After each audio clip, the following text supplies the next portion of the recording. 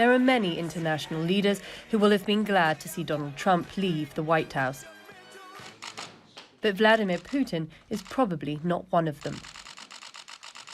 The two men reportedly admired each other, though that's done little to improve relations between their countries. The Trump administration has introduced 46 new sanctions against Russia, our legal entities and economic representatives. 46. This has never happened before.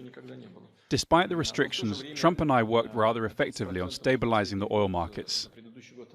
President Joe Biden, on the other hand, is no fan of Putin's. He's called Russia the biggest threat to US security, vowing that Moscow will pay a price for interfering in US elections and the suspected recent hack on US government agencies. This attack constitutes a grave risk to our national security.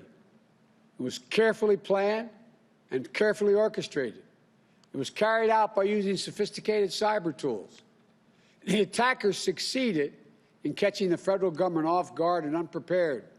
Russian analysts are now trying to predict what that price will be. I believe that Biden will leverage the idea of peaceful limitation, peaceful pressure, by means of economic sanctions, financial influence and pressure on the ruble, as well as pressure on international banks. Biden has plenty of such resources at his service, not less than he has military means. The Kremlin also has disdain for Biden, dating back to his vice presidency when he pushed for sanctions against Russia in response to the annexation of Ukraine. But there are areas of mutual agreement. The START arms control treaty is top of the agenda. It expires on February 5th, and without it, nuclear proliferation is possible. Months of talks between the Kremlin and Trump's administration on extending the treaty failed.